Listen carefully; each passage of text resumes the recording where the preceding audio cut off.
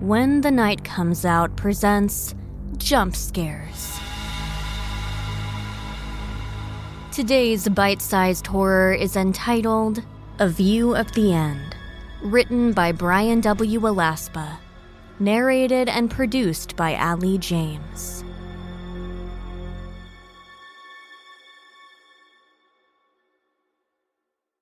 Daniel stood at the 360-degree window and sighed. Below him, the blue globe of the Earth continued its endless spinning in the void. The continents and the oceans, even the clouds, looked like they always had. During the 6 months he had been up there, he had looked out at the planet that had been his home thousands of times. Today, however, things had never looked the same and yet so different. It had happened so fast. That was the thing that just kept circling and circling in his head. How had things happened so fast? One minute he and Catherine were just two scientists conducting experiments in orbit around the Earth, entirely forgotten by the general public, and the next, they were the last living human beings in the universe. "Anything different?" asked the soft voice from below. He looked down and saw Catherine floating up towards the glass-domed room where he sat. The space station hummed around them both, and everything seemed so normal. Nothing had been normal for the last 3 months, not since that first transmission. "It's the end!" the voice had screamed. Neither Daniel or Catherine could even tell who was on the microphone. It wasn't their mission commander, Neil. The voice was screaming, hysterical. "All dead! It's spreading! It's all over!" Next, there had just been this hysterical laughter. The laughter had caused Catherine to burst into tears. Then there had been strange, wet, gurgling sounds. Then there was silence. There had been nothing but silence since. Nothing new. Daniel sighed. He scooted over a bit to let her sit beside him. She put her hand in his. They had grown close over the last few months. Both of them had been married when they first came up here. However, as they had picked up the radio and television transmissions from below, they soon realized they were no longer married.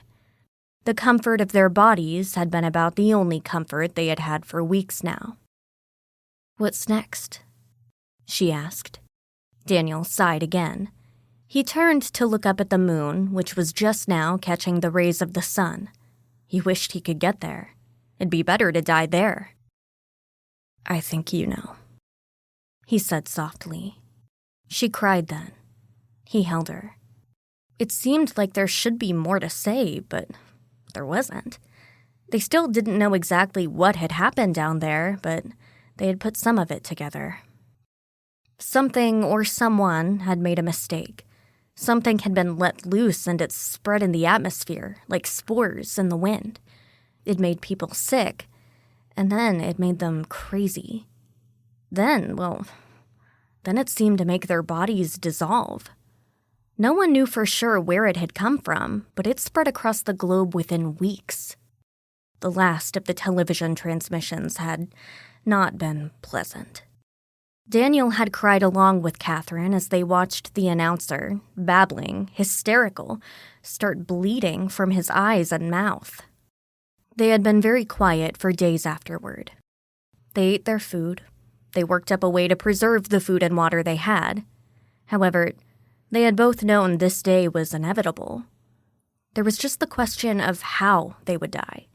They could starve or die of thirst, or they could try and take things into their own hands.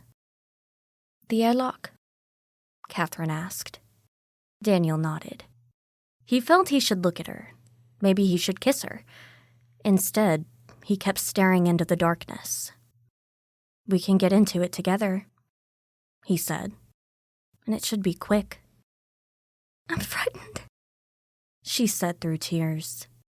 He put his arm around her and held her. He wanted to take her back to their sleeping quarters and make love to her. At the same time, that was just delaying.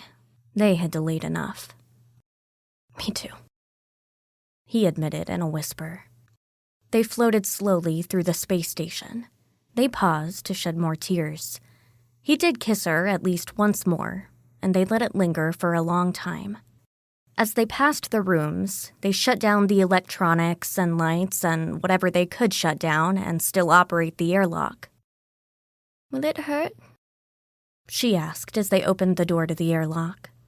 Daniel shook his head, even though he really had no idea. I doubt it. They climbed inside. There was a small window that looked out, and both of them stood and looked for a moment.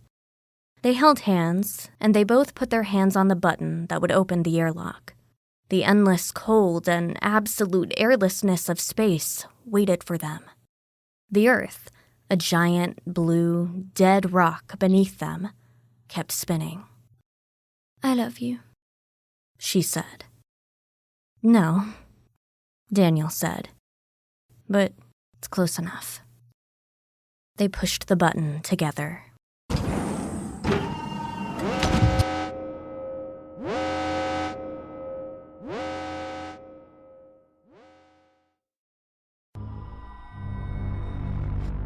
Thanks for listening to When the Night Comes Out Jump Scares. Be sure to like, share, and review. You can binge our first 2 seasons of full-length stories now. Until next time, try to stay safe when the night comes out.